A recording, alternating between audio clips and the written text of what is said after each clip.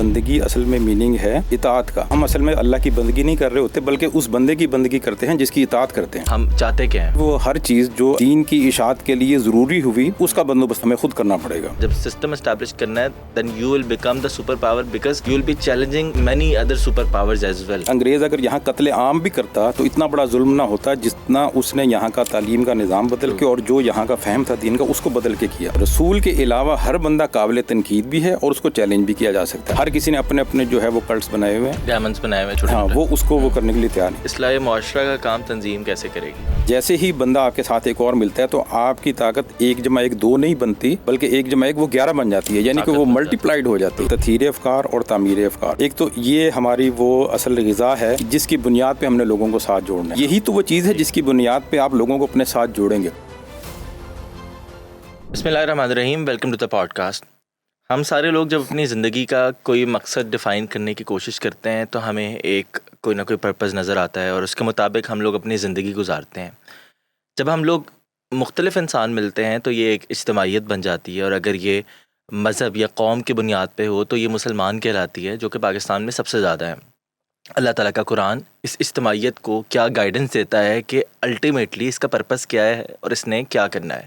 میرے ساتھ موجود ہیں انجینئر مبشر حسن صاحب, اور ہم آج ڈسکس کریں گے اللہ تعالیٰ کے قرآن کی روشنی میں کہ کیا گائیڈنس ہے جو ہم مسلمانوں کو ملی ہے. Welcome to the podcast engineer صاحب. بہت شکریہ سر. میں چاہوں گا کہ آپ قرآن کی کسی آیت سے اس گفتگو کا آغاز کریں تاکہ ہمارے لیے ایک پرنسپل ڈومین اور ڈیفینیشن سیٹ ہو جائے کہ اللہ تعالیٰ کیا چاہتے ہیں. بسم اللہ الرحمن الرحیم. قرآن مجید میں ارشاد ہوا ہے دوسرے پارے میں, وَكَذَلِكَ جَعَلْنَاكُمْ أُمَّةً وَسَطًا لِتَكُونُوا شُهَدَاءَ عَلَى النَّاسِ وَيَكُونَ الرَّسُولُ عَلَيْكُمْ شَهِيدًا. اس کا مطلب یہ ہے کہ اللہ تعالیٰ نے فرمایا کہ وہی ہے جس نے تمہیں امت وسط بنایا تاکہ تمہیں لوگوں پر گواہ بنائے اور رسول تم پر گواہ ہو. قرآن مجید کی ویسے تو متعدد آیات میں مسلمانوں کی اس ذمہ داری کی تاکید اور توضیح کی گئی ہے, لیکن اس آیت کا آغاز میں نے اس لیے ذکر کیا کہ اس میں بڑے ایک سمپل طریقے سے جو کہ دنیاوی اصول بھی ہے اس سے بات واضح کر دی گئی ہے, اور وہ یہ ہے کہ اللہ تعالیٰ نے اس دنیا کا آغاز بھی ایک پیغمبر سے ہی کیا, حضرت آدم علیہ السلام سے. ٹھیک ہے. اور اللہ تعالیٰ نے اپنا جو بھی پیغام تھا وہ حضرت جبرائیل امین علیہ السلام کو دیا, تو وہ ایک واسطہ بن گئے نبی صلی اللہ علیہ وسلم پیغمبر تک, جو بھی پیغمبر آئے ان تک پیغام پہنچانے کا. ٹھیک ہے. پھر جبرائیل علیہ السلام سے نبی صلی اللہ علیہ وسلم کو یہ پیغام آیا آخری, تو نبی صلی اللہ علیہ وسلم واسطہ بن گئے اس کے بعد امت کو یہ پیغام دینے کا. یعنی یہ اس کی کچھ تشریحات میں سے جو سب سے سمپلسٹ ہے اہل علم کی نظر میں وہ میں نے یہاں سامنے رکھی ہے. تو جب یہ اس امت کے پاس یہ پیغام آ گیا تو یہ امت واسطہ بن گئی ہے نبی صلی اللہ علیہ وسلم کے پیغام کو باقی دنیا کو پہنچانے کے لیے. تو یہ واسطہ یا یہ ذریعہ اب ہم لوگوں کے ذمے ہے اور یہی ہمارا پرپز آف لائف ہے. ٹھیک ہے. اچھا, یہ پہنچانے سے ہمیں سمجھ آتا ہے آج کے دور میں لائک ہم نے ڈیلیوری بوائے کا کام کرنا ہے, میسنجر کا کام کرنا ہے, یا مطلب TCS والا رول ہوگا, تبلیغ کا رول ہے ہمارا, اشاعت کا رول ہے, ہم چاہتے کیا ہیں؟ ہاں, یہ پھر آگے اس پہ چونکہ قرآن میں جہاں بھی اس کا ذکر آیا ہے اس کو پوری امت کے اوپر یہ ڈیوٹی اسائن کر کے یہ کہہ دیا گیا ہے. اس کا مطلب ہے کہ اس کی پھر آگے جو اس کا ڈومین ہے کہ وہ یہ کنہوں نے کرنا ہے, کیونکہ بعض لوگ کہتے ہیں کہ جی یہ تو صرف اہل اقتدار نے یا اس نے کرنا ہے, جو سب آرڈینیٹس ہیں ان کے تو یہ ذمہ نہیں آتا, لیکن چونکہ پوری امت کے ذمے کہا گیا تو اگر تو وہ اختیار ان کو حاصل نہیں ہے تو پہلے اس اختیار کو حاصل کرنے کی کوشش ہوگی. لہٰذا یہ صرف ایک, جس طرح آپ نے بڑے اچھے الفاظ میں جو بات کی نا کہ ڈیلیوری بوائے یا اس طرح سے, وہ نہیں ہے, بلکہ اس کے لیے جہاں تبلیغ کی ضرورت پڑے گی تبلیغ کا کام کرنا پڑے گا, جہاں اقتدار کی ضرورت پڑے گی تو اقتدار حاصل کرنے کی کوشش کرنی پڑے گی. یعنی وہ ہر چیز جو اقامت دین کی اشاعت کے لیے ضروری ہوئی اس کا بندوبست بھی ہمیں خود کرنا پڑے گا. تو اس کے لیے جو ہے وہ پیغمبروں نے اسی طرح اپنے اپنے دور میں کیا ہے. اور جو میں نے دنیا کی مثال دی کہ اس کے اندر بھی یہی ہے کہ اگر کسی کے پاس ایک میسج ہے اور وہ دوسرے تک پہنچانا ہے, اگر وہ دوسرے تک پہنچا ہی نہیں تو پھر ذمہ داری تو اس بندے کی ہوگی جو درمیان میں تھا جس نے پہنچایا ہی نہیں. ہاں, جب وہ اس نے پیغام اس تک پہنچا دیا تو پھر درمیان والے کی ذمہ داری ختم ہوگی, جس تک پیغام پہنچا ہے اس کی ذمہ داری شروع ہو گئی. نبی صلی اللہ علیہ وسلم نے خطبہ حجۃ الوداع میں تمام لوگوں کو گواہ کر کے یہ اقرار لے لیا تھا کہ میں نے پیغام آپ تک پہنچا دیا.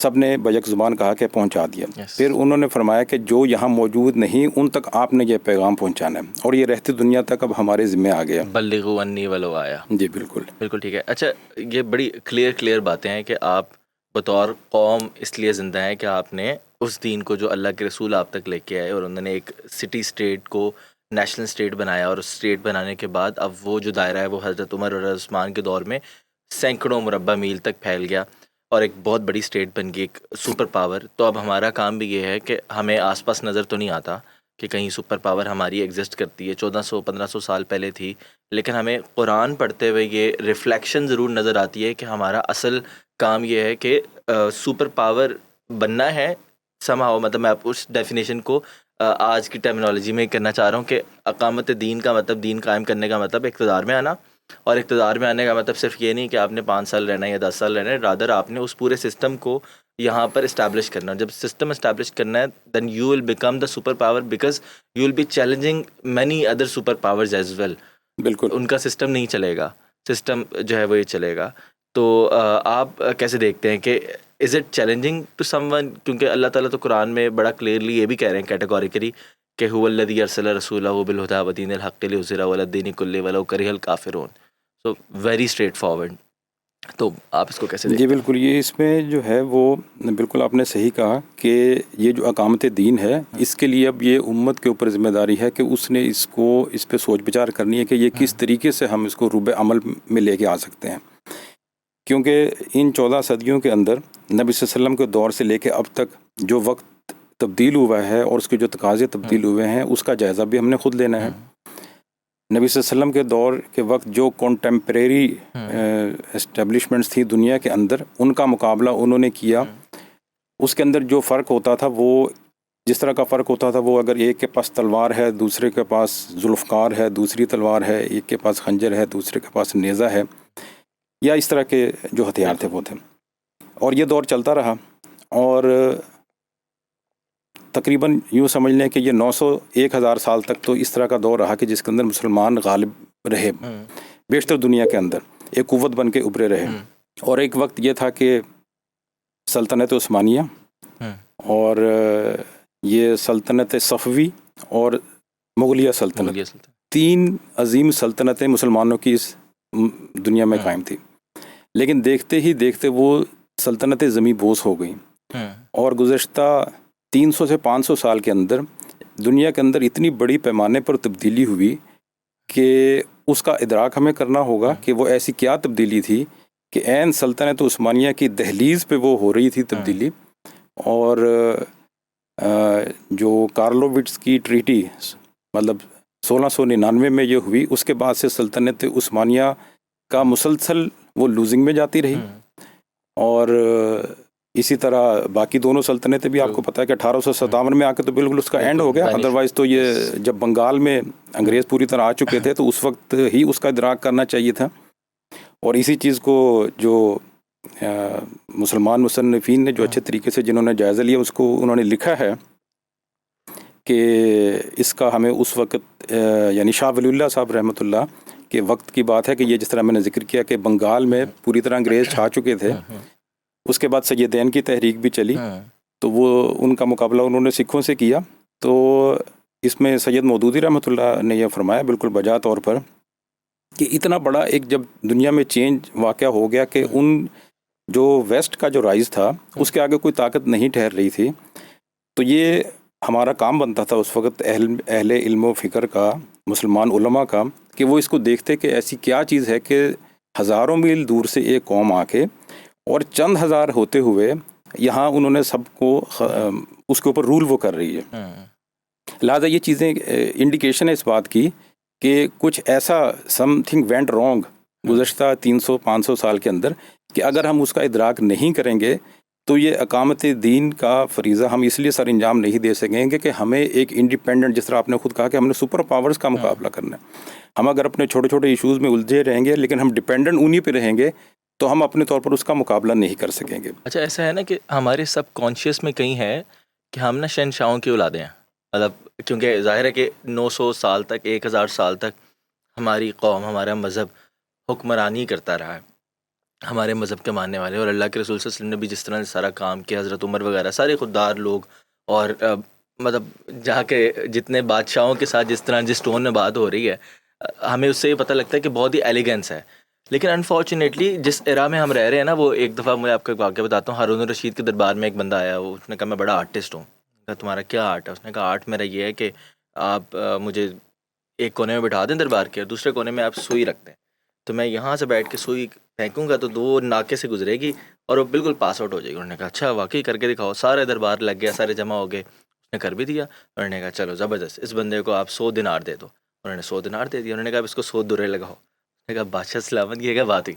آپ نے اتنا پرائز دیا اور آپ مجھے آپ کہہ رہے ہیں کہ مجھے مار پڑے گی. میں نے کہا کہ یار تم اللہ کے بندے، اتنی تم جینیس آدمی تھے اور تم کتنے پیٹی ایشوز میں پھنسے ہوئے تھے. آج بھی ہم مسلمان اگر دیکھیں تو ہمارے ساتھ بھی یہی معاملہ ہے کہ ہم نا پیٹی ایشوز میں پھنسے ہوئے ہیں کہ یار شلوار اوپر نیچے نہیں ہو رہی، کسی کے کپڑوں کے ساتھ مسئلہ ہے کہ اس نے پینٹ شرٹ پہنی ہوئی ہے تو یہ اس میں ایشو ہے، کسی نے اگر کوئی داڑھی زیادہ کم ہے بالش وغیرہ سے، یعنی اور بڑے عجیب کے. یہ تو بہت ہی میں نے ایسے ایشوز بتائے ہیں جو اس کے ساتھ کامن میسز ہماری سمجھ سکتی ہیں. لیکن باقی ایشوز بھی آپ دیکھیں کہ کوئی محرم آئے گا تو کوئی ڈسکشن شروع ہو جائے گی کہ میں معاویہ کے ساتھ ہوں، وہ یزید کے ساتھ ہے، پھر اسی طرح کوئی اور معاملہ چلے گا تو ہم عجیب سے مخمصے کے شکار بھی ہیں. آپ کو لگتا ہے کہ یہ ہمیں چھوٹا کرنے والا جو معاملہ ہے، اوبویسلی یہ جو ہمارے دشمن ہیں وہ بھی یہ چاہتے ہیں، لیکن ہمارے اپنوں کے ساتھ بھی شاید یہ مسئلہ ہے کہ جب آپ قرآن نہیں پڑھتے تو آپ اتنے چھوٹے ہو کے سوچنے لگ جاتے ہیں؟ اس میں جو ہے نا، آپ نے بالکل صحیح کہا، اتنا یعنی کیوس ہے، اتنی رینڈملی ہر کسی نے اپنی اپنی تشریحات اس پہ بگٹٹ وہ چلے جا رہا ہے. لیکن اس میں ہم جائزہ لے سکتے ہیں کہ جنہوں نے اس سبجیکٹ پہ کام کیا، جس طرح یہ گزشتہ صدی کے اندر مولانا سید ابو الاعلیٰ مودودی رحمۃ اللہ نے اس پہ جو گراں قدر کام کیا ہے، اور انہوں نے اس پہ سارا جائزہ لیا، اور ان کے خود اپنے الفاظ ہیں کہ میں نے لائبریریاں اپنے دماغ میں اتاری ہیں اور اس کے بعد اس کا وے آؤٹ تلاش کیا. اور وہ اب تک کے حساب سے جو میرے کم علمی کے اندر ہے، وہ انہوں نے بہت اچھے طریقے سے اس کا جائزہ لیا، جس کی میں نے ابھی مثال بھی دی آپ کو. انہوں نے یہی چیز کہی کہ ہم دیکھیں گے دنیا میں کیا تبدیلیاں واقع ہوں گی. انہوں نے، آپ حیران ہو گئے الفاظ میں، کہ انگریز کا جو یہاں دور تھا اس کے بعد انہوں نے یہ فرمایا ہوا ہے کہ انگریز اگر یہاں قتل عام بھی کرتا تو اتنا بڑا ظلم نہ ہوتا جتنا اس نے یہاں کا تعلیم کا نظام بدل کے اور جو یہاں کا فہم تھا دین کا اس کو بدل کے کیا. تو اصل چیز یہ ہے کہ جو ہمارا دین کا فہم تھا وہ بالکل ہی ایک چینج ہو گیا. اسی کو ریفائن کرنے کے لیے انہوں نے دوبارہ اسے ڈیفائن کیا، اور وہ یہ ہے کہ اللہ کی بندگی. دین ہر پیغمبر نے آ کے اللہ کی بندگی کی دعوت دی. قال یا قوم اعبدوا اللہ ما لکم من الہ غیرہ.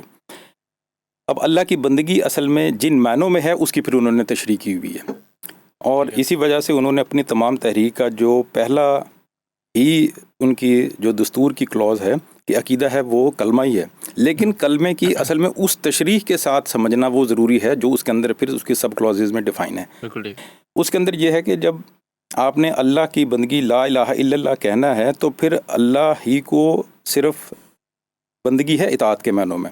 جب آپ کہتے ہیں کہ میں اللہ کا عبادت گزار ہوں لیکن حکم کسی اور کا مانتے ہیں، وہ خواہ کوئی سیاسی لیڈر ہو یا کوئی مذہبی لیڈر ہو، جب ہم حکم اس کا مانتے ہیں اور کہتے ہیں اللہ کی بندگی، تو ہم اصل میں اللہ کی بندگی نہیں کر رہے ہوتے بلکہ اس بندے کی بندگی کرتے ہیں جس کی اطاعت کرتے ہیں.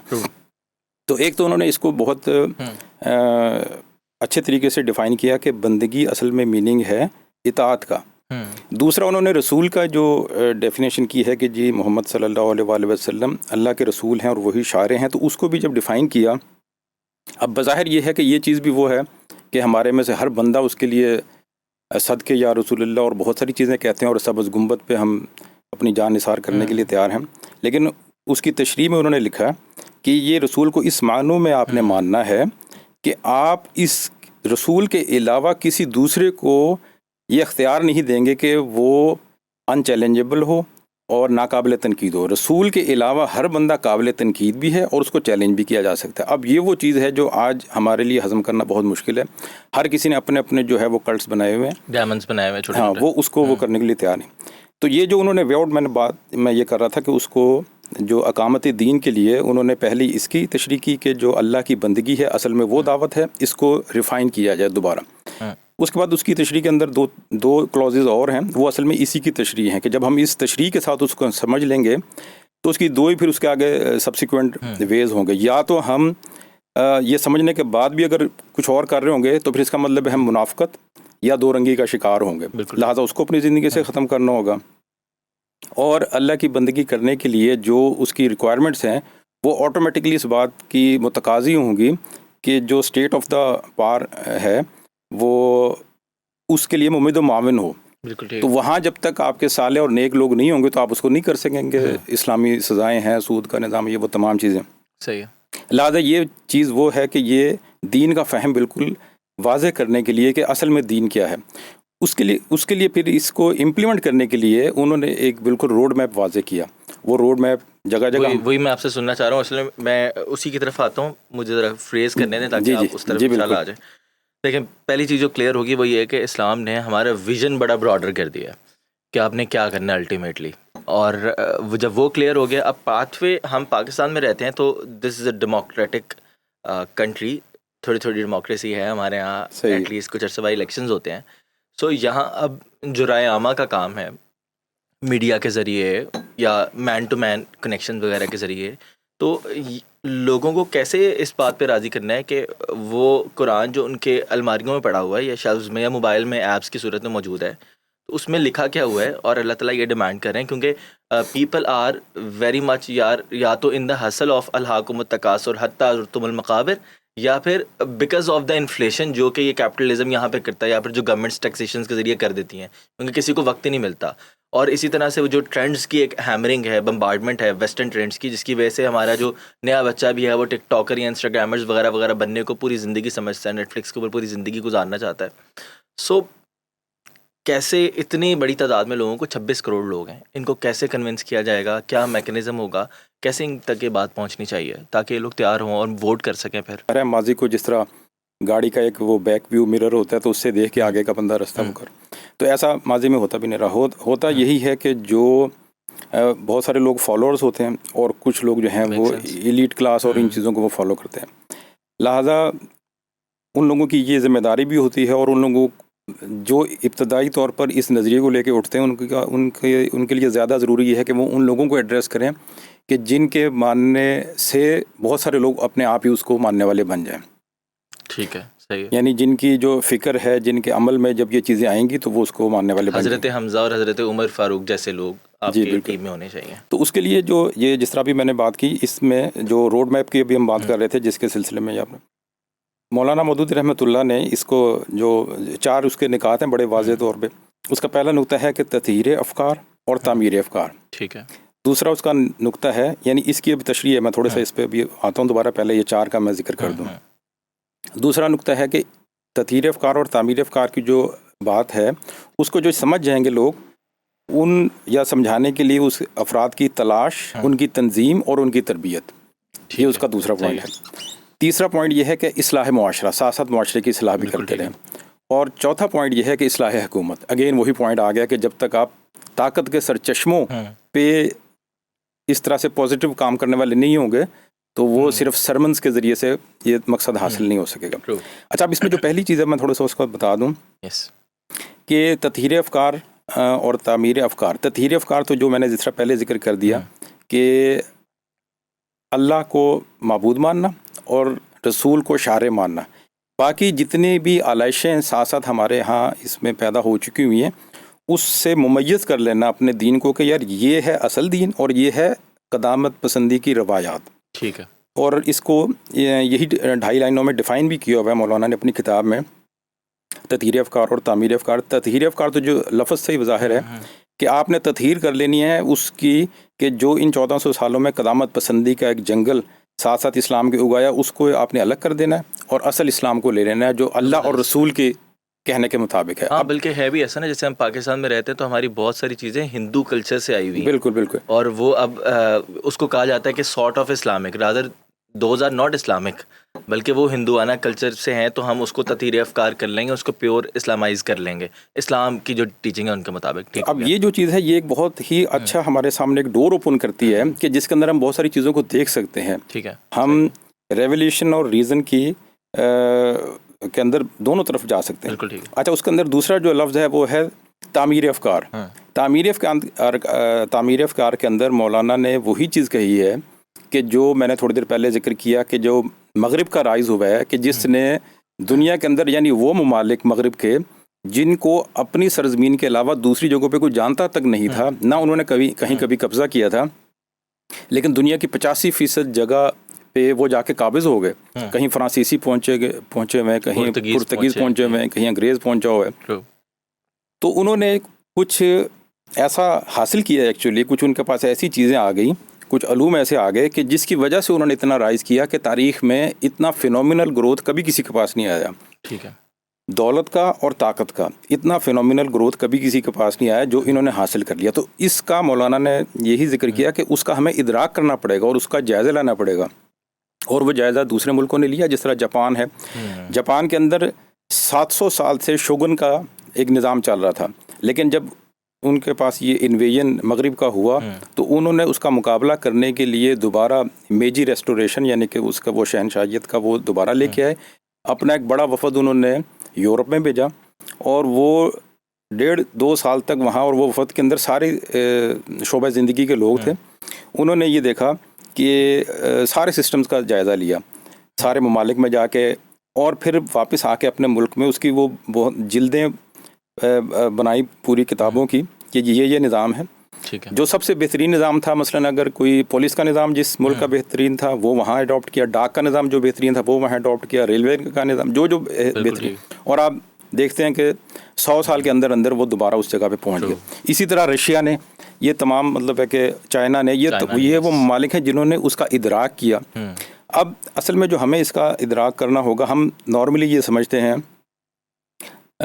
کہ ہم اگر مغرب کی اس کی طرف جائیں گے تو شاید وہ ویسٹرنائزیشن یا سیکولرائزیشن یا لبرل ہونے کی طرف چلے جائیں گے. یہ تمام چیزیں مغرب کی طاقت کے بعد اس کے مختلف فیسز ہیں, اس کے مظاہر ہیں. یہ اس کی اصل ریزن نہیں ہے اس کے رائز ہونے کی. ہم نے جو اس کی اصل ریزن ہے اس کو فائنڈ آؤٹ کرنا ہے کہ ان کی جو روٹ کازز ہیں وہ کیا ہیں, اور مغرب کا یہ جو سارا رائز ہوا ہے اس کو دیکھ کے پھر اس کا مقابلہ ہم نے کرنا ہے. اب اس کا جو اگر ہم اس کو دیکھتے ہیں تو جس طرح میں نے ذکر کیا کہ یہ سلطنت عثمانیہ 13ویں صدی سے مطلب سٹارٹ ہوا, لیکن تقریباً اسی دور میں ہم ابھی بھی سائنس میں پڑھتے ہیں کہ 1500 سم تھنگ میں یعنی 16ویں صدی کے اندر یہ جو جدید میڈیکل سائنس ہے اس میں جو اینڈریو ویسالیس اس نے وہ آج تک وہ چل رہی ہے. اسی طرح نیوٹن اور یہ تمام. تو ایک دور وہ تھا کہ اس کے اندر جو اویکننگ کا دور تھا وہ تقریباً چلا ہے فرینچ ریولوشن تک. دوسرا دور شروع ہوتا ہے انڈسٹریلائزیشن کا, اور وہ فرینچ ریولوشن سے لے کے جنگ عظیم پہلی تک وہ چلا ہے. اور اس کے بعد تیسرا دور آپ کہہ سکتے ہیں کہ جس کے اندر یہ ڈیموکریٹائزیشن ہے, یا جس کے بھی جس طرح آپ نے بات کی یہ تو بالکل آخری مرحلے پہ آیا, جس کے اندر انہوں نے ایڈلٹ فرنچائز پہلے میل ممبرس تک اور پھر فیمیل تک ایکسٹینڈ کی. یہ بالکل ایک آخری چیز ہے جو کہ ان کے دولت مند اور طاقتور ہونے کے بعد اس کا ایک ثمرہ ہے جو انہوں نے لوگوں تک پہنچایا. یہ اس کی وہ روٹ کازز نہیں ہے. روٹ کازز وہی ہیں جو ان کا سب سے پہلا دور ہے, جو سب سے زیادہ عرصے پہ پھیلا ہوا ہے, اور جس کے اندر ایک آرگینکلی انہوں نے اپنے آپ کو وہ گرو کیا. اور دوسرے مرحلے میں انڈسٹریلائزیشن کی, یعنی ایگریرین بیس کی بجائے انڈسٹریلائزیشن کی بیس پہ وہ چلے گئے. لہٰذا جن ممالک نے بھی ان کے بعد اس کو کاپی کرنے کی یا ان کو میچ کرنے کی کوشش کی ہے انہوں نے بھی اسی کو فالو کیا. اچھا ایک چیز میں اور ذکر کرتا چلوں, جس طرح بھی آپ نے کہا کہ ہم جب کہتے ہیں کہ جی ہم تو خود بہت بڑے وہ ہم نے تو بادشاہوں کو جا کے للکارا ہے, یہ صرف ہمارا ہی مسئلہ نہیں ہے. دنیا کی ہر تہذیب جب مغرب نے انویڈ ادھر کیا ہے انہوں نے اس کو اسی طرح رسپونڈ کیا ہے. یعنی یہ ایک حیران کن بات ہے کہ دنیا کے کسی بھی خطے میں جو ویسٹ کے ممالک جب پہنچے ہیں تو اگر ہم اس کی سیریز دیکھیں تو ان کے سب سے پہلے نمبر پہ ان کا رسپانس یہ تھا. جاپان کا بھی یہی تھا. ان کے ہاں جو ان کے وہ فائٹرز ہوتے تھے وہ انہوں نے کہا جی ہم تو خود بہت جنگجو ہیں, ہم نے تو اس طرح کسی کو یہاں آنے نہیں دیا, لیکن وہ اس سے ان کو ڈیفیٹ ہوئی. مسلمانوں نے بھی یہی سمجھا کہ جی ہم تو خود اپنے ماضی بہت شاندار ماضی رکھتے ہیں, لہٰذا ہمیں کسی کی ضرورت نہیں ہے. تمام ملکوں نے اسی طرح کیا, لیکن تمام ملکوں کو ہی شکست کا سامنا کرنا پڑا. دوسرے مرحلے پہ ان تمام لوگوں نے یہ کیا کہ انہوں نے کہا نہیں, مغرب کے پاس اصل میں فوجی طاقت زیادہ ہے, لہٰذا ہمیں فوجی طاقت ان سے کچھ لے لینی چاہیے. جس طرح یہاں سکھوں کے دور میں بھی جو رنجیت سنگھ نے کیا تھا اس نے فرانس سے, لہٰذا انہوں نے کیا یہ کہ فوجی طاقت جو تھی وہ ہتھیاروں کی وہ انہوں نے ان سے لے لیے. کیونکہ یہ آپ کو پتہ ہے کہ جو 1799 میں نپولین نے جب مصر پہنچ کے 6000 مسلمان آنے واحد میں, یعنی کہ وہ سلاٹرنگ ان کی ہو گئی اور اپنے چند 100, تو عثمانی سلطنت کا یا مصر کا وہاں جب خاتمہ ہو تو ان چیزوں سے ان لوگوں کا اندازہ ہوا کہ جن کے پاس فوجی طاقت بہت اچھی ہے. تو دوسرے مرحلے میں, پہلے مرحلے میں یہ کیا کہ ہر کسی نے کہا کہ جی ہم بہت زبردست ہیں. دوسرے مرحلے میں کہا نہیں, صرف فوجی طاقت شاید لے لیں تو اس سے کام ہو جائے گا. فوجی طاقت, فوجی ہتھیار بھی لے لیے, اس سے بھی کام نہیں چلا. تیسرے مرحلے پہ انہوں نے کہا کہ نہیں, یہ اصل میں نا وہاں سے ہم لیتے ہیں تو مہنگے بہت پڑتے ہیں, ہمیں اپنی کیپیسٹی انہانسمنٹ, پروڈکشن اور اس کی جو ہے صنعت لگانی چاہیے. لہٰذا انہوں نے یہ کرنا شروع کر دیا. ہمارے یہاں بھی یہاں ادارے جس طرح مطلب لگے, یہ بھی کر کے دیکھ لیا. اس کے باوجود بھی ان سے کامیابی حاصل نہیں ہو سکی, ہم ان کے منحصر اور ان سے مغلوب ہی رہے. چوتھے مرحلے میں یہ کیا کہ لوگوں نے, ان تمام ممالک نے ادارے بنائے اپنے ہاں, بہت سارے ادارے بنانے شروع کیے کیونکہ انسٹیٹیوشنلائز وہاں ہو چکا ہوا تھا. لیکن ہم دیکھتے ہیں کہ اس کے باوجود بھی وہ ان کے ایٹ پار نہیں آ سکے. پانچویں اور آخری مرحلے میں ہوا یہ ہے کہ ان ممالک کے اندر جو کور جو اسٹیٹس تھی, یعنی جن کی اپنی ایک تاریخ تھی, وہاں یا تو ریولوشن آیا ہے اور یا مطلب اس کی وہ ایک ایسی چینجنگ ہوئی ہے کہ جس کے نتیجے میں وہ ایک ان کے ہم پلہ آ گئے. البتہ جو کور اسٹیٹس نہیں تھی وہاں یہ ایسا نہیں ہو سکا. یعنی یہ تو بڑا تعمیر افکار کا بڑا ملٹی فیسٹڈ ہے اور ملٹی لیئرز ہیں اس کے اندر. جی بالکل, کے اندر یہ کام ہوگا. اچھا, جب ہم یہ کام کر رہے ہوں گے, تعمیر افکار بھی ہوگی, لوگ ویژن بھی بڑا کر رہے ہیں, لوگ جو آج کل کی رائز والی قومیں ہیں, اسٹیٹس ہیں, ان کو دیکھ کے ہم اس پہ یکسو بھی ہو چکے ہیں کہ ایسے کرنا, اور ہم ایسے کر بھی چکے ہیں کام. تو پھر تنظیم والی جو بات ہے اس کی مجھے سمجھائیں کیا ضرورت ہے, تنظیم کیوں ہونی چاہیے, جو تیسرا پوائنٹ ہے. نہیں, اس میں یہ ہے بالکل جو آپ نے اسٹارٹ میں جو میں نے جس طرح ذکر کیا نا کہ جب ہم یہ ایون الیکشنز بھی ہوتے ہیں نا جہاں, تو ہم یہ دیکھتے ہیں کہ جتنی آبادی ہے پاپولیشن کا, اگر 5 to 7% بھی اگر کسی ایک سائڈ پہ ہو تو اس سے پوری معاشرے کے اندر چینج آ جاتی ہے. یعنی 100% کی بجائے آپ یعنی حیران ہوں گے کہ یہ اتنی کم پرسنٹیج ہو, 5 to 7% بھی اگر کسی ایک سائڈ پہ آپ اس کو وہ کنورٹ کرنے میں کامیاب ہو جائیں یا اپنے ساتھ ملانے میں ذہنی طور پر, تو آپ چینج لانے کا باعث بن جاتے ہیں. اب اس کے لیے ظاہر ہے کہ وہ تنظیم ہی ہے کہ جس کے ذریعے سے آپ یہ کریں گے, کیونکہ اس میں ایک مولانا کی ایک بڑی اچھی مثال ہے کہ اگر آپ بیج کو ویسے پھینکتے چلے جائیں, اور ایک ہے کہ ایک قطعہ زمین کو آپ متعین کریں اور اس کے اندر بیج ڈالیں. اگر آپ پہلی صورت کریں گے, بیج کو ویسے پھینکتے چلے جائیں گے, تو اس سے کیا ہوگا, خود رو جنگل پیدا ہوں گے.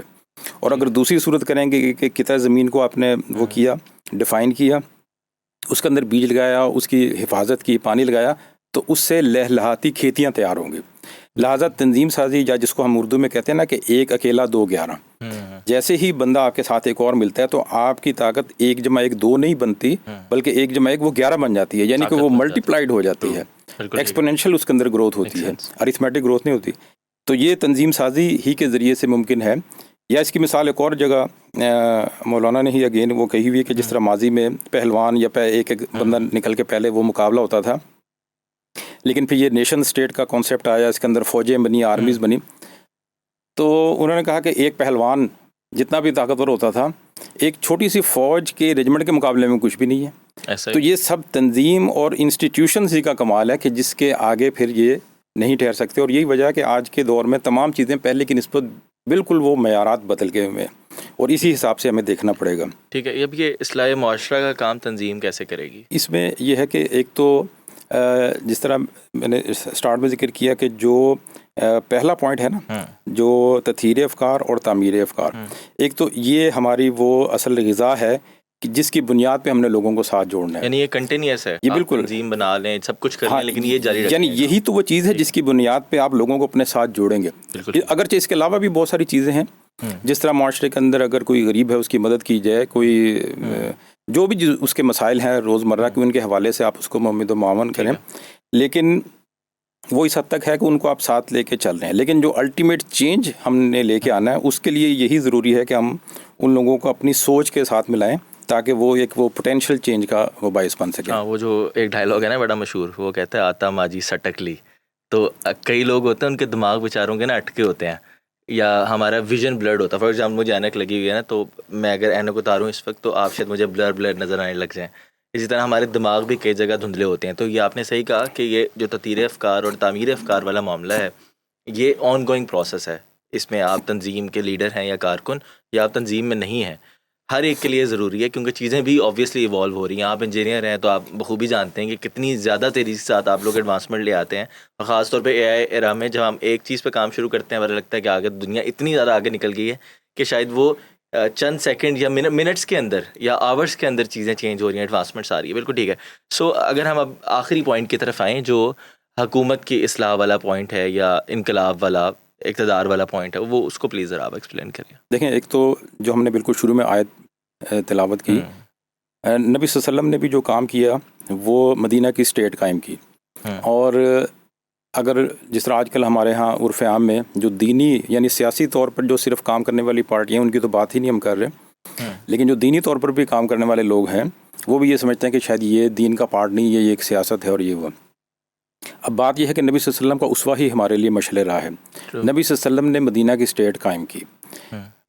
اب اس کی دو ہی مطلب ہیں کہ نبی صلی اللہ علیہ وسلم نے جو کام اللہ تعالیٰ سے کی طرف سے ان کے ذمے تھا اس سے ہٹ کر خدا نخواستہ کوئی کام کیا, یا یہ کام ان کے ذمے تھا. اور یہ بات واضح ہے, ہر کوئی یہی کہے گا کہ نبی صلی اللہ علیہ وسلم نے صرف وہی کام کیا ہے جو اللہ تعالیٰ نے ان کے ذمے کیا تھا. اس کا مطلب یہ ہوا کہ مدینہ کی اسٹیٹ قائم کرنا یا ایک ریاست قائم کرنا جہاں اسلام کے اصول وضع کیے جائیں, یہ اللہ تعالیٰ کی طرف سے ان کے ذمے تھا. انہوں نے اپنے طور پر یہ نہیں کیا. جب یہ ان کے ذمے تھا تو اس کا مطلب ہے کہ یہ اللہ تعالیٰ نے جو کام ان کو جو ٹاسک دیا تھا اس کا جو الٹیمیٹ آبجیکٹو ہے وہ یہی ہے. لہٰذا باقی جتنی بھی چیزیں ہیں وہ کرتے ہوئے ہم نے یہی کرنا ہے, کیونکہ اس ہی کے ذریعے سے ہم وہ اقامت کا کام کر سکتے ہیں. ادروائز تو سوسائٹی کے اندر جو اسلامی سزائیں ہیں یا جس طرح پہلے ذکر کیا کہ یہ سود کا اور یہ تمام چیزیں ہیں یہ آٹومیٹکلی تو نہیں نافذ ہوں گے. ان کے نفاذ کے لیے اور ان کو جاری و ساری کرنے کے لیے یہ ضروری ہے کہ جو حکومت ہے وہ اسلام یہ بڑا ڈرنے والا لگتا ہے کہ جب آپ ڈائریکٹ اسلامی سزاؤں کی بات ہی کرتے ہیں اور یا پھر آپ پروہیبیشن کی بات کرتے ہیں, لائک آپ کہہ رہے ہیں کہ سود کی بات کر رہے ہیں, تو جزاؤں کی بھی تھوڑی سی بات کر لیں کہ اسلام کا سسٹم جو ہے وہ اتنا بہتر ہے کہ سزاؤں کی نوبت ہی نہیں آ رہی ہوتی. جی بالکل, یہ تو ایگزیکٹلی وہ تو میں نے ویسے بات کی. اصل میں تو اسلام کا دیکھیں نا اس میں یہی ہے کہ اس کی نوبت نہیں آتی. وہ تو سسٹم ایسا ہے کہ اس کے اندر معاشرہ ایک ایسا وہ بن چکا ہوتا ہے کہ اس کے اندر اس چیز کی نوبت ہی نہیں آتی. اور اسی لیے سزائیں اس طرح سے وہ رکھی گئی ہیں کہ جب تمام معاشرہ اس طریقے سے وہ چل رہا ہو تو جو اس کے باوجود اگر وہ کوئی ایسا کرے تو وہ تو کوئی بہت ہی ہٹ درم ہوگا کہ جو تمام فلو کو جو موب ایک طرف جا رہا ہے وہ اس کو طاقت لگا کے دوسری طرف جانے کی کوشش کرے. اصل میں ایسا ہو نہیں پائے گا, لیکن یہ کہ اگر اس کے باوجود ہو تو لوگوں کو ایک پتہ ہو کہ یہ ہوگا. تو یہ اس کا ہے. اور اس کے اندر میں یہ بھی ذکر کر دوں کہ جو لوگوں کے مائنڈ چینج کرنے کے لیے جو ایکچولی یہ کرنا ہوگا, یہ ہوگا کس طرح, جس طرح مغرب کے حوالے سے میں نے بات کی کہ جو ہمارا چیلنج ہے اس وقت وہ ان کے اگر ہم یہ دیکھیں کہ ان کی روٹ کازز کیا ہیں, کس طریقے سے. ایک تو میں نے یہ ذکر کر دیا کہ انہوں نے جو اویکننگ کا ان کے ہاں جو ایرا گزرا ہے جو فرینچ ریولوشن تک کا میں نے ذکر کیا, اس کے بعد انڈسٹریلائزیشن کا ہے, اس کے بعد یہ ڈیموکریٹائزیشن کا ہے. لیکن یہ بات اصل میں مکمل نہیں ہوگی جب تک میں ایک چیز کو اور ذکر نہ کروں کہ اس کی بنیاد جو ہے, جس طرح میں نے یہ بھی ذکر کیا کہ جو اس کے مظاہر ہمارے سامنے آتے ہیں جس کو ہم ویسٹرنائزیشن یا سیکولرائزیشن کہتے ہیں, یہ اس کی اصل وہ اقدار نہیں ہے اصل, یا یہ وہ بنیادیں نہیں ہیں جس کے اوپر وہ معاشرہ کھڑا ہے یا اس کے اوپر ان کی ترقی ہوئی ہے. جن چیزوں کے اوپر ان کی ترقی ہوئی ہے, چونکہ میں نے خود ملٹی نیشنل کمپنیز میں کام کیا, میں نے جس میں کام کیا میرا یہ خیال تھا کہ یہاں یہ صرف اسی کی یہ ویلیوز ہیں. پھر مجھے جاپان جانے کا موقع ملا, پھر میں نے دیکھا کہ نہیں یہ اس کمپنی کی نہیں, یہ اس پورے کنٹری کی یہی ہے. پھر میں نے کچھ اور دیکھا تو میں نے دیکھا کہ یہ صرف اس کنٹری کی نہیں بلکہ جتنے بھی ایڈوانسڈ کنٹریز ہیں ان سب کی یہی ویلیوز ہیں. وہ ویلیوز کیا ہیں؟ وہ یہ ہیں کہ یہ تین چیزوں کے گرد ایکچولی یہ گھومتی ہے جتنا بھی اس وقت رائز آف دا ویسٹ ہے یا جو جس کو ہمیں یہ دیکھنا چاہیے. وہ نمبر 1 ہے ریزن, نمبر 2 ہے ہیومنزم, اور نمبر 3 ہے کنٹینیوس پروگرس کا سائیکل. اور یہ چیزیں مطلب ایسی ہیں کہ جس کے اندر ہم اس کو جب اس میں جاتے ہیں کہ ریزن کسی بھی چیز کو, اور اس میں یہ قرآن مجید میں بھی اللہ تعالیٰ نے بارہا ہمیں متعدد جگہوں پہ کہا ہے کہ انسان کو ہم نے عقل دی ہے اس سے وہ کام لے. ہاں مجھے بھی بول کے یہی آ رہا تھا کہ جب ہم یہ باتیں کرتے ہیں نا تو ایک ہلکا سا ڈریگ یہ بھی ہو جاتا ہے کہ ساری باتیں بالکل نہیں ہیں, ریزن والی باتیں, ہیومنزم والی باتیں تو میں چاہ رہا تھا کہ وہ تھوڑا سا تبارک الذی بیدہ الملک وہو علی کل شیء قدیر والی بات ہو، الذی خلق الحیات، وہ والی بات ہو. پھر اسی طرح وہ والی بات ہو کہ هل یستوی الذین یعلمون والذین لا یعلمون. قرآن تو بار بار کہہ رہا ہے کہ تم سوچتے کیوں نہیں ہو، سوچو. اور یہ جو سوچنے والے ہیں ان کے لیے اس میں رہنمائی ہے. پھر اللہ تعالیٰ حضرت ابراہیم کا جو پورا واقعہ ہے وہ اس بات کو چیلنج کر رہا ہے کہ سورج کیوں خدا نہیں ہے، چاند کیوں خدا نہیں ہے، ستارے کیوں خدا نہیں ہے، خدا ڈوب نہیں سکتا، ریزننگ کی طرف. اسی طرح جو ہیومنزم والی بات ہے، اللہ کے رسول نے آخری یعنی خطبہ حج کے موقع پر جس طرح کا تمام انسان برابر ہیں، چاہے کالا ہو یا گورا، چاہے وہ امیر ہو یا غریب ہو، کسی بھی اس سے ہو. اور پھر آپ نے آخری کون سی بات کی تھی؟ کنٹینیوس پروگریس والی بات. تو ہم تو over the period of time یہ دیکھتے ہیں اسلام میں جتنی بھی چیزیں ہیں وہ پروگریس کی طرف ہی جا رہی ہیں. یعنی Islam is not orthodoxy, Islam is not something backwardness, بلکہ بیکورڈنس تو یہ تھی کہ وہ لوگ اپنا گھوڑا آگے بڑھانے کے اوپر اور پیچھے رہ جانے کے اوپر کئی نسلیں ایک دوسرے کو قتل کر دیتی تھیں. تو وہ جو ڈاکوازم تھا، ڈاکوازم سے نکل کے پروگریشن کی طرف لے کے اسلام آیا ہے. نبی صلی اللہ علیہ وسلم کی بڑی مشہور حدیث ہے کہ نبی صلی اللہ علیہ وسلم نے فرمایا کہ اگر میرے ہاتھ میں ایک ٹہنی ہو اور سورہ اسرافیل پھونکا جا رہا ہو تو میں چاہوں گا کہ اس کو میں اگا دوں. یعنی جو پروگریس یا لوگوں کے لیے کام کرنے کا وہ جذبہ وہ آخری وقت یہ کرنے کا. پھر اسی طرح ایک بڑی مشہور حدیث ہے کہ نبی صلی اللہ علیہ وسلم نے فرمایا کہ تباہ ہو گیا وہ شخص جس کا آج اس کے گزشتہ کل سے بہتر نہیں. تو یہ کنٹینیوس پروگریس ہے. اسی چیز کو جو میں نے جدید دنیا کا کہا انہوں نے مختلف سلوگنز کے ذریعے سے اڈاپٹ کیا ہوا ہے. PDCA سائیکل ہے، پلان ڈو چیک ایکشن، ایک اسپائرل کی فارم میں ہے کہ آپ نے کوئی بھی کام کرنا ہے تو اس کا آپ پلان کریں گے، اس کو پھر ڈو کریں گے، پھر اس کو چیک کریں گے، اس کے اندر کوئی نہ کوئی امپروومنٹ کی گنجائش نکلے گی، پھر اس کو کریکشن کریں گے، پھر آپ پلان کریں گے. یعنی یہ PDCA سائیکل جو ہے یہ نہ ختم ہونے والا سائیکل ہے. یہی وجہ کہ ہم آج دیکھتے ہیں کہ آج سے جب ہم پڑھتے تھے تو جو کمپیوٹر آیا، پینٹیم یہ وہ آیا، آج پتہ نہیں کہاں سے کہاں پہنچ گئے. یعنی کہ ڈے بائی ڈے چیزیں امپروو ہو رہی ہیں. وہ اس کی وجہ یہی ہے کہ یہ کنٹینیوس پروگریس کا ایک سائیکل جو ہے وہ چلتا جا رہا ہے. اور ہیومنزم کی آپ نے خود بات کر دی. ریزن کے حوالے سے میں اگین تھوڑا سا ایکسپلین کر دوں، کیونکہ بظاہر ہم اس کو دیکھ کے تھوڑا سا بدک جاتے ہیں کہ شاید یہ ہمارے اس سے باہر نکلا تھا. میں نے قرآن کی جس طرح مثال دی کہ اس کے اندر بل ہم ازل، جہاں وہ کل انعام کی وہ بات کی ہے کہ چھپائیں یا اس سے بھی بدتر کی بات کی، وہ یہی ہے کہ عقل سے ہم نے کام لینا. اور اس کا سمپل تھا، کیونکہ ہر چیز کو ہم جب ڈیفائن کریں گے نا کہ جو اس کی 2 لائنوں کی ایک ڈیفینیشن ہوگی تو اس سے ہمیں مطلب واضح ہوتا جائے گا. اس کے اندر ہم سائنس میں بھی جس طرح پڑھتے رہیں کہ اس سے مراد یہ ہے کہ انسان یا معاشرہ اپنے تمام معاملات کو، خواہ وہ اس کے فزیکل معاملات ہوں یا سوشل معاملات ہوں، دیکھے گا اس نظر سے کہ اپنے سینسری ڈیٹے کو، حواس خمسہ کو استعمال میں لائے گا اور اس کے ذریعے سے لاجیکل اور سائنٹیفک وے میں ڈیٹا کے ذریعے سے ان معاملات کو ایڈریس کرے گا. یہ اصول ہے جو جدیدیت کا ہے یا ریزن کا ہے. اس کی بنیاد پہ آپ جو چیزیں بھی کریں گے تو آپ سمجھیں کہ آپ وہ ایک اس کی طرف جا رہے ہیں. اگر اس کی بجائے آپ کسی بھی اور طرف جائیں گے، یعنی آپ روایت پسندی کے ساتھ یا کسی کی فالو صرف کرتے ہوئے اور اپنے حواس خمسہ اور سینسری ڈیٹا کو استعمال کرتے ہوئے اور سائنٹیفک وے یہ ہے کہ آپ نے جو اسٹیٹسٹیکل جو ٹیکنیکس ہوتی ہیں کہ اس کو آپ دیکھیں کہ زیادہ کیا چیز ہے، کم کیا چیز ہے، اس سے کم کیا چیز ہے. تو جو سب سے زیادہ چیزیں ظاہر ہے اس کو آپ پہلے ایڈریس کریں گے. تو اس طرح کے بڑے وہ ریشنل سے وہ میتھڈز بنے ہوئے ہیں جو بڑی ایزیلی ہم آج کی دنیا میں دیکھ سکتے ہیں وہ کیا ہیں. تو ان چیزوں کے لحاظ سے ہم اپنے مسائل کو ایڈریس کریں گے، خواہ وہ فزیکل ہوں، سوشل ہوں یا جس طرح بھی، تو ہم اپنے آپ کو اس طرف لے جائیں گے کہ جو باعث بنا ہے یہ مغرب کے رائج کا. ان کے اندر آپ دیکھیں گے تو حیرت انگیز طور پر یہ ایک ہی طریقے سے اسی طرح معاملات کو لے کے چلتے ہیں، خواہ ان کے وہ کوئی پروڈکشن کے معاملات ہو، مارکیٹنگ کے معاملات ہو، کمپنیوں کے اندر ہو، نیشنل لیول پہ ہو، انٹرنیشنل لیول پہ ہو.